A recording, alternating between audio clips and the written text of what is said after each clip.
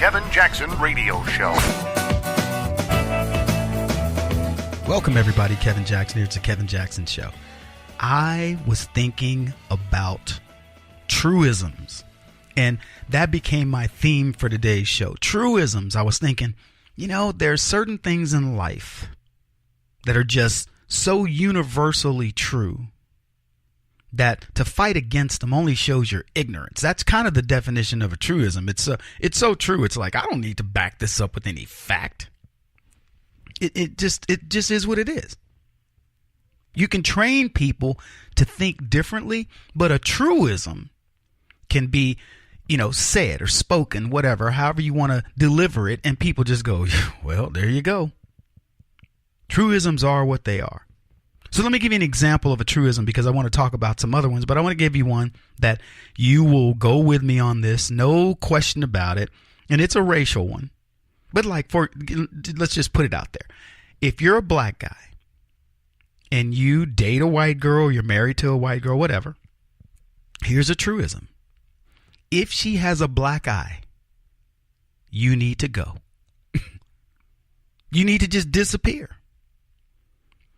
She could be a boxer. She could be the 125-pound mixed martial arts UFC champion, okay? And she trains every day, gets popped in the eye by some training partner.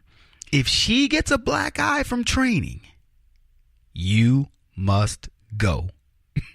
You have to leave until it heals. And I don't care what the makeup is, you just got to go, because it doesn't matter. You will be looked at as an abuser. That's a truism. Now, I know that's a truism that a lot of people don't like. It's a stereotypical truism. It's a wrong truism, because it certainly does. If you see a white chick with a black eye, you don't have to feel like it's, she's been beaten by her black boyfriend or husband. Now, let's just be honest. You see a white couple walking along, wife's got a black eye. It might be a fleeting thought, like, I wonder how that happens. But if they're holding hands in lovey-dovey, you just go, oh, I wonder how that happened. Just the truth. So there are truisms. So I'll give you another one. There's a truism that I use in my life. You may use this as well. And feel free, if you like these truisms, you can certainly, adapt them to your own circumstances. But leftists are morons. That's a truism. See, here's another one I'll use as an example of proving that leftists are morons. There's a saying, a house divided against itself cannot survive. So what does the left do to the house? Let's just make that a metaphorical America. What do? They divide the house. Leftism divides. It divides black against white. It divides rich against poor. It divides women against men. It divides. That's what they do. We look at life and we see the differences in people, but we embrace them. I see the difference between a man and a woman. I get it. But I don't look at a woman and go, she's different, therefore she's less. Sure, I'm stronger than most women. Not all women, but I'm stronger than most. I'm smarter than some. I'm not smarter than others, depending on the topic. And even with the topic, that's a true statement. I'm an engineer, but there are smarter female engineers. I'm a mathematician. There are smarter female mathematicians, so on and so forth. We see life as you're capable. Women are capable. Women, feminists and leftists, they see it as, oh, if you ever say you're smarter than a woman, Kevin, you got to be a misogynist. They want to divide me. They want to divide us. That's what they do. A house divided against itself cannot stand. The left know this is a truism. They know it. There's no debate here. But what do? They divide. But worse than that, they accuse you of being the divisive one. They say you guys are the ones that do. Barack Obama ushered in, for example, one of the most racially sensitive times in American history. There's no question about this. It's a truism. But Donald Trump becomes president, and suddenly he's the most racially polarizing person out there. When did that occur?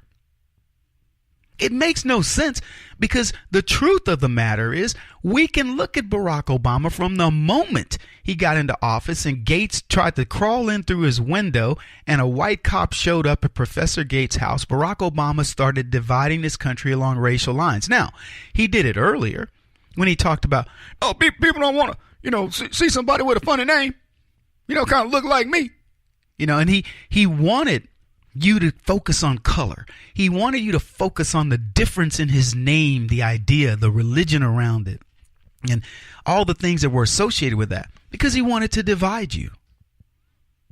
Barack Obama couldn't run on the idea of just, here are my policies, here's my experience, because he wouldn't have won.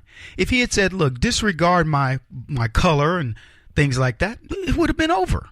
There's no hoopla over a dude with his credentials, and he proved it. So he already started dividing the House. He gets into the presidency, and he goes worse. He brings on the most polarizing, ethnocentric racist you could possibly put into office. And they just go out on this racial tear. They are going to eliminate years and years of oppression of blacks, even though it's already gone. But they want to remind you of how bad it is, because guess what? A house divided can survive, in their opinion. Forget the truism. Forget the idea that you've got a mother and a father constantly bickering and arguing. They're separating the kids. You're my favorite kid, whatever. Yeah, those families work out really well, don't they? Man doesn't respect the woman. Woman doesn't respect the man. Kids don't respect the parents. Those houses do very well. The truism is that the Democrats will destroy this country. They will divide our house. They've already done it. And they're mad at us when we say, look, we're not going to look at people on color and gender lines. We're going to make people become Americans. And that includes the people that come into this country. You're going to earn the right to be an American to get here. If you're an American, you're going to understand what it is you have. You're going to understand that you are in the best country in the world, and you're going to act accordingly. A house divided against itself cannot survive. That's biblical. Anyway, today I do want to talk about truisms and put it into the context of everything that's going on politically. We'll be back in just a bit. This is the Kevin Jackson Radio Show. Do you owe back taxes to the IRS or state? The secret to avoiding the IRS nightmare is to seek professional representation.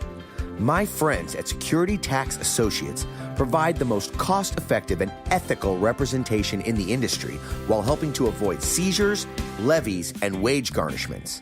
Security Tax Associates is here to ensure that the appropriate steps are taken to permanently eliminate any possibility of future tax burdens once and for all. For a free, no-obligation consultation, contact Security Tax Associates, 844-779-4177. That's 844-779-4177. 844-779-4177, or visit them at securitytaxassociates.com.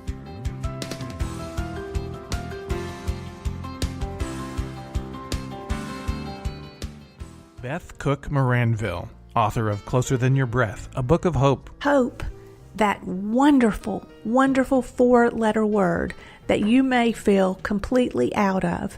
I wrote this book to give you great hope. It's not too late. If fetal position is an all too familiar place for you, I understand. If the next 60 seconds are too long, this book is for you. Wherever you are right now, whether you're dealing with divorce or death or sickness, take hope. You are going to make it through this pain. Don't roll your eyes. I've walked this road and I know it. The best is yet to come. Closer Than Your Breath, a book of hope from author and speaker Beth Cook Moranville, can be found on Amazon.com or Kindle.com. For more information, visit closerthanyourBreath.com or on Facebook at Closer Than Your Breath.